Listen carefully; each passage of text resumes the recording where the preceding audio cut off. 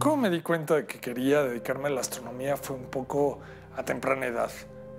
Alguna vez platicando con mi abuela, me explicó por qué siempre que yo iba a Yucatán, a Mérida, ella vivía allá, por qué siempre había luna llena. Y entonces entendí que en Semana Santa, la fecha de Semana Santa la definían en función de la luna llena. Me dio tanto gusto haber entendido eso, que decidí, pues, adentrarme en la astronomía. Sin embargo, yo también tenía muchas ganas de estudiar ingeniería. Me gustaba desarmar cosas. Entonces tenía un conflicto existencial entre astronomía e ingeniería. Y un día fui a un puesto de periódicos, me encontré justamente con la revista El Universo de la Sociedad Astronómica de México y, hojeándola, resulta que venía un artículo de cómo construir tu propio telescopio. Empecé a construir mi propio telescopio y al final del artículo venía una nota que decía, yo tenía 16 años, venía la nota que decía, si tienes dudas o quieres más detalles, asiste al Instituto de Astronomía de la UNAM para que te ayuden. Entonces decidí ir, preguntar, y mi vida cambió porque ahora me dedico a lo que es la astronomía, diseñando instrumentos astronómicos. La Sociedad Astronómica de México, ubicada en la colonia Narvarte del Distrito Federal, es la más antigua y de mayor tradición en el mundo. Este observatorio tiene el nombre de Otón Betancourt. Él fue uno de los presidentes de la Sociedad Astronómica, fue muy destacado y en honor a él se decidió poner este observatorio, que es pequeño, pero tiene un telescopio muy bonito. Es un tipo Polarex refractor que tiene una montura de 1940, la cual tiene un mecanismo muy fino que permite el seguimiento de los objetos celestes. Este pequeño observatorio está ubicado en el Parque Jicotencatl de la colonia Álamos, que como pueden ver está rodeada de árboles. Y entonces, bueno, ese hecho que en esta terraza del edificio de la Sociedad Astronómica de México la gente, la sociedad civil pueda venir y utilizar este telescopio, pues le da un valor agregado muy importante. Estuvo en el olvido. Y en el momento que entramos, que por cierto no teníamos la llave, tuvimos que abrir con un cerrajero, pues resulta que entramos y había cientos de arañas. Y bueno, sacamos 400 gramos de telarañas. Y obviamente el telescopio pues estaba muy sucio y bueno, ya actualmente lo logramos limpiar y está totalmente en operación. El auge de las ciencias físicas a finales del siglo XIX despertó el interés en las mentes científicas. Por ello, la sociedad fue fundada en 1902 con el ideal de enseñar y comunicar la belleza de nuestro universo. La historia de la Sociedad Astronómica de México es amplia. Tiene más de un siglo de existencia. Se fundó en 1902 por el profesor Luis G. León, y tiene una interesante historia atrás. La primera sede de la sociedad fue en el barrio Bravo de Tepito, ahí donde todo mundo piensa que hoy día es muy peligroso transitar. Bueno, en esa época, a principios de 1900, era la zona donde estaban las casonas grandes, hermosas, bien. La gente que tenía el dinero para tener una casa, ahí vivía. Y la primera sede fue en casa del fundador. Con el paso del tiempo, pues decidieron que había ya demasiada luz y migraron muy lejos hacia la colonia Álamos, 4 estaciones del metro actualmente. Y bueno, en su época, en el Parque del Estudiante, tuvieron una fila de 6,000 personas para observar la luna en un eclipse con uno de los primeros telescopios profesionales de la época que tuvo la Sociedad Astronómica de México y que fue un exitazo. Y en este edificio pues se construyó nada más ni nada menos que el primer planetario de Latinoamérica. Se construyó una biblioteca, un taller de óptica, un taller de mecánica, se hizo un aula de actos bastante interesante con capacidad de 100 personas y bueno, dentro de todo lo que hay aquí embebido en este edificio está uno de los telescopios que donó Luis Enrique Erro en 1946. Pasó el tiempo, la sociedad llegó a tener más de 1,000 socios inscritos con actividad continua y en algún momento pues creció tanto la gente, pasó por aquí Porfirio Díaz, Francisco I. Madero, Gabilondo Soler, Cricri, Amado Nervo. Y bueno, llegó un momento en la historia que le pasó a la sociedad un poco lo que le pasó a muchas instituciones en México.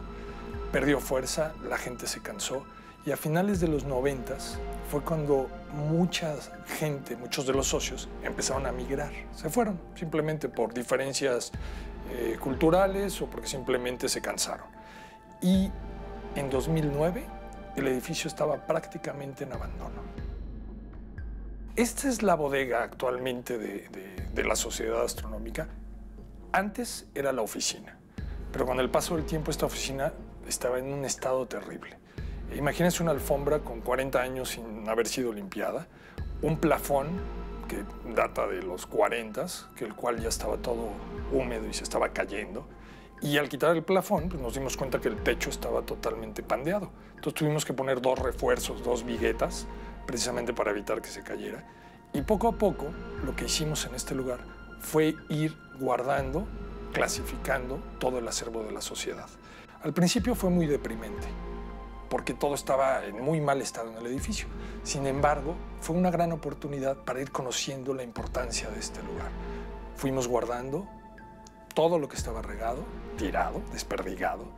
Aquí tenemos unas joyas históricas.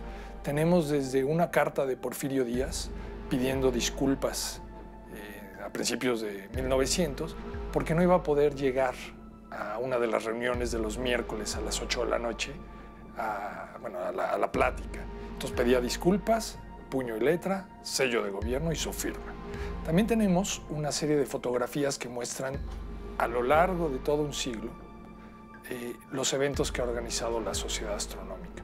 Entonces, bueno, hay unas fotos hermosas de gente que se vestía elegantemente y bueno, tenemos un busto de Vicente Sousa, que fue el patrocinador del planetario que les comentaba, del primer planetario de Latinoamérica, que por ahí está el busto.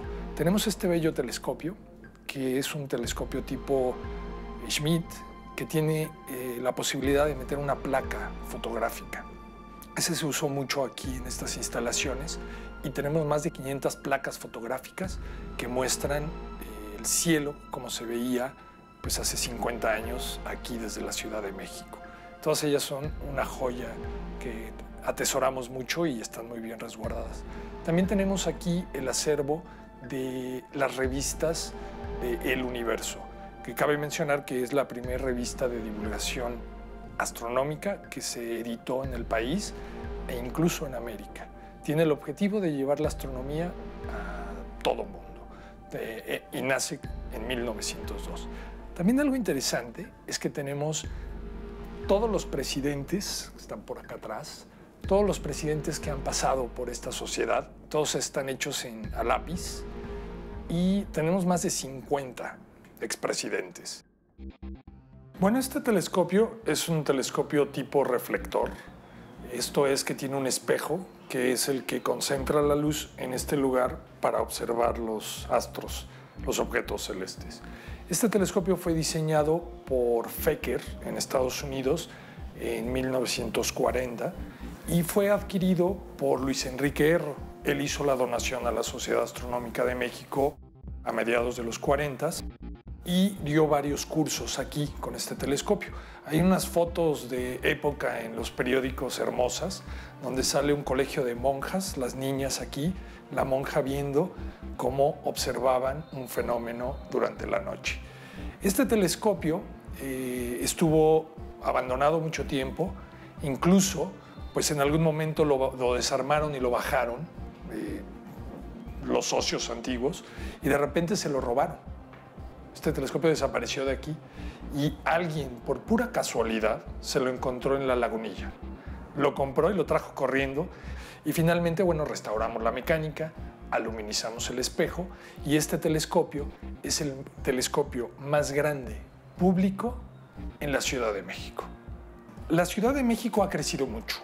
En la época que se montó este telescopio aquí, la ciudad era más oscura, había menor luz artificial y se veían unas imágenes hermosas. Incluso hoy día, este telescopio, gracias a su tamaño y al aumento que puede dar, se puede usar para ver Júpiter, Saturno, la Luna y para dar unas pláticas y unas clases de astronomía básica que no tienen precio. La cúpula la primera vez que entramos, aparte de las telarañas que también tenía, estaba pintada de negro por dentro. Uno piensa, ¿a quién se le puede ocurrir pintar de negro una cúpula? Seguro pensó para que se vea más oscuro. La operación de este telescopio es igual que el telescopio que utilizó Newton por primera vez. Lo que hace es que la luz entra por esta sección. Aquí hay un espejo que tiene la curvatura adecuada para concentrar la luz en un segundo espejo que está por aquí, que la refleja hacia lo que es el ocular. Entonces, para observar en este telescopio, uno se asoma en el ocular. La montura de este telescopio es de tipo ecuatorial. Tiene dos ejes que facilitan el seguimiento de los objetos celestes. Y en este momento, en la posición que está ubicado el telescopio, está precisamente apuntando hacia lo que es el norte celeste, el norte donde está la estrella polar, y que facilita el movimiento del telescopio para seguir los astros. Esta es la biblioteca de la Sociedad Astronómica de México. Esta biblioteca hoy día se ve chula de linda. Cuando llegamos por primera vez, el edificio estaba prácticamente abandonado. Se había inundado la azotea, el agua se había permeado y el techo de este lugar se había desfondado.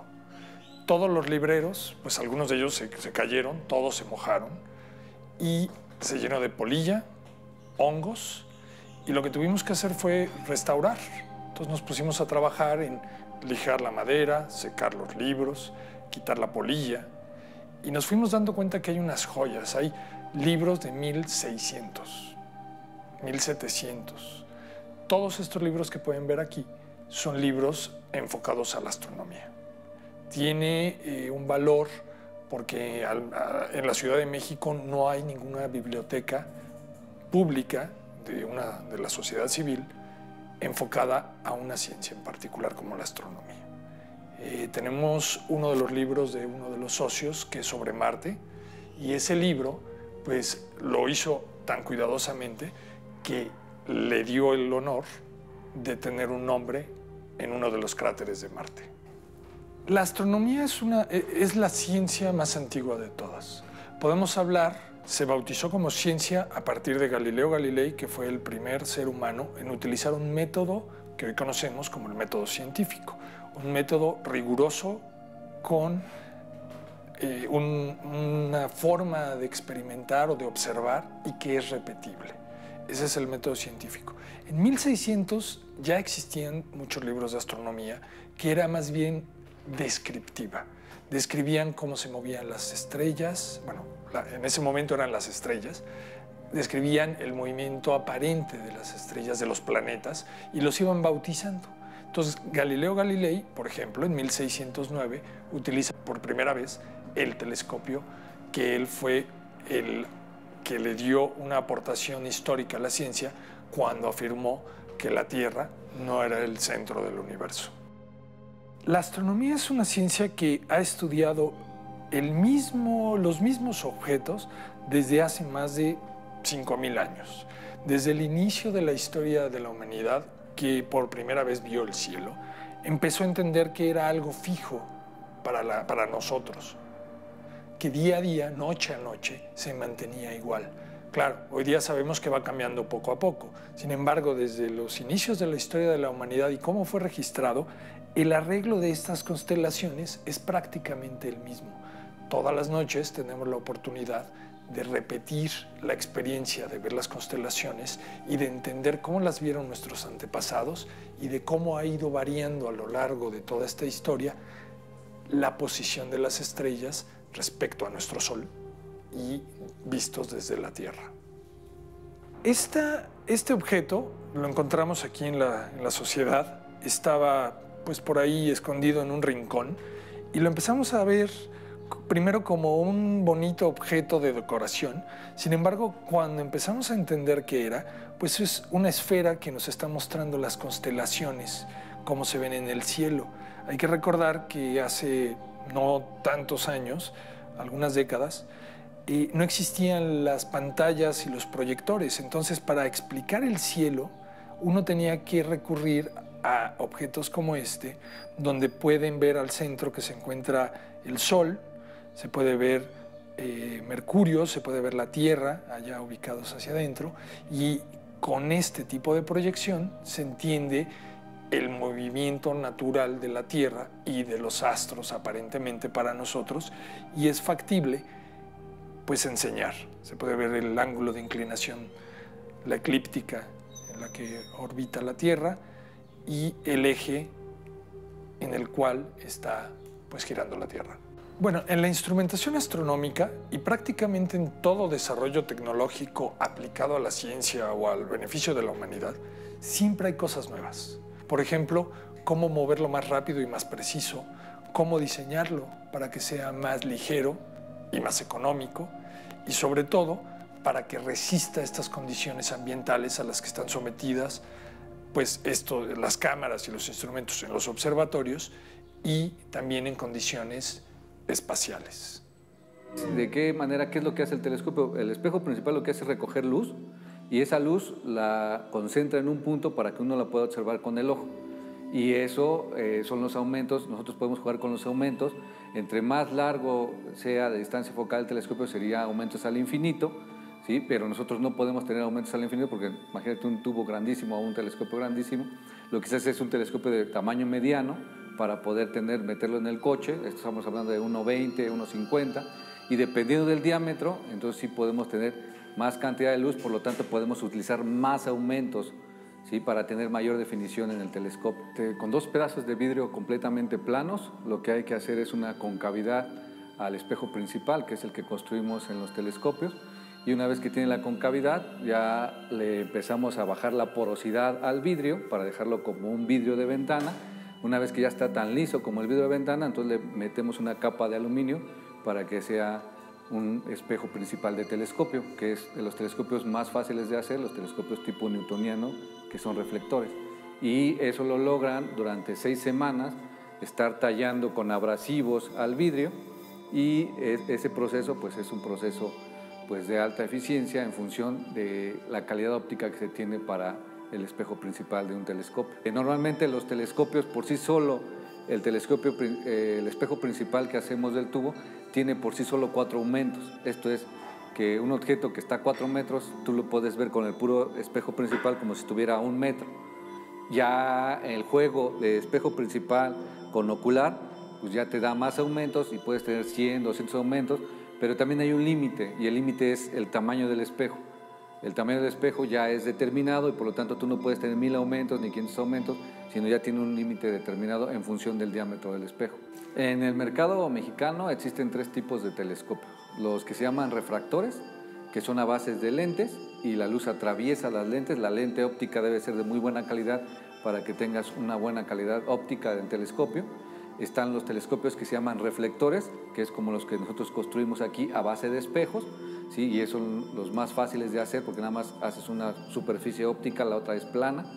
Y los telescopios que son combinación de lentes y espejos, que se llaman catadióptricos, y esos son mucho más difíciles de hacer, pero son los que más compran los aficionados porque son telescopios pequeñitos, ¿no? La calidad óptica de una lente con un espejo, tú puedes tener una configuración óptica más pequeñita en vez de tener una configuración óptica de 1,20 m, 1,50 m. Este es un planetario. Este planetario es el primer planetario de Latinoamérica. Tiene una historia interesante, puesto que estuvo instalado en este edificio desde el principio.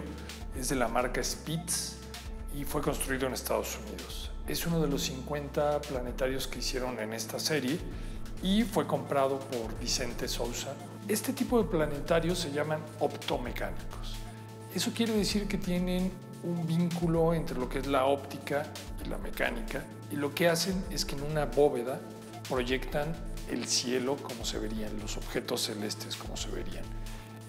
Por aquí pueden ver que tiene una serie como de salientes, son unos pequeños lentes. Entonces, lo que hace este sistema es que dentro tiene un foco con mucha iluminación que proyecta a 8 metros en una bóveda pequeños puntitos de luz que asemejan nuestro cielo, lo que se ve en la noche. Podemos ver las constelaciones, Orión, Géminis, Piscis, todas estas constelaciones se ven increíbles, y una de las grandes cualidades que tiene este sistema es que tiene muy alto contraste. puesto que la luz que está allá adentro solamente sale por estos pequeños orificios. Entonces, cuando uno está observando en esta bóveda el reflejo, la iluminación de las constelaciones, es lo más parecido a estar en un lugar oscuro en la realidad. No ves nada más que el cielo estrellado. A diferencia de los proyectores digitales actuales, no logran hacer eso, porque cuando tienes un proyector que ilumina el color negro, y lo dije correctamente, ilumina un color negro, ya no es negro, ya no es oscuro, tiene cierta iluminación. Entonces la experiencia de ver en un planetario como este es mucho más nítida y real que ver en los proyectores digitales actuales. Este planetario también tiene una historia curiosa, puesto que la empresa Spitz, que los fabricó en los 40s, ya nos escribió 2 veces contactándonos porque lo quiere comprar para tenerlo en exhibición en una especie de museo que tienen allá, porque este está completo y funciona completamente. El precio, el costo de un instrumento como este, hoy día ya no le puede poner uno un número. Por un lado porque tiene historia, por otro lado porque ya no los fabrican. Y para fabricar uno de estos los tienes que hacer en serie.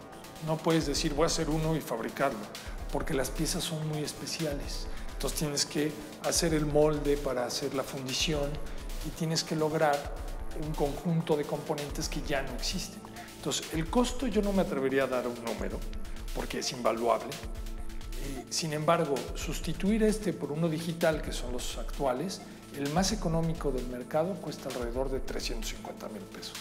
Y de ahí pues va subiendo el costo en función del contraste que quieras dar y de la iluminación. Los proyectores que usan en los lugares más modernos y actuales en el mundo, pues cuestan millones de dólares. Bueno, este es un ejemplo de lo que es un telescopio reflector y también es un ejemplo de la forma en que se puede aprender la astronomía y la ciencia de una manera diferente. Este telescopio lo construí yo y básicamente tiene una montura que te permite mover el telescopio, un tubo de PVC, un espejo hecho a mano, con materiales muy económicos y entonces tiene un valor agregado. Aprendiste a hacer tu telescopio, sabes cómo funciona y te permite ver el universo de una manera diferente. No es lo mismo ir a observar en un observatorio, comprar un telescopio y observar, que construir tu telescopio y hacer las observaciones tú mismo. La Sociedad Astronómica de México tiene abierta la puerta a todo mundo, desde el astrónomo que no sabe que quiere ser astrónomo hasta el astrónomo que ya es profesional. Como su nombre lo dice, es la Sociedad Astronómica de México. Para concluir, podemos decir que este instrumento nos permite ver el universo, es una ventana al universo, pero también nos permite entender cómo la capacidad del ser humano ha llegado a esto y a entender la naturaleza misma.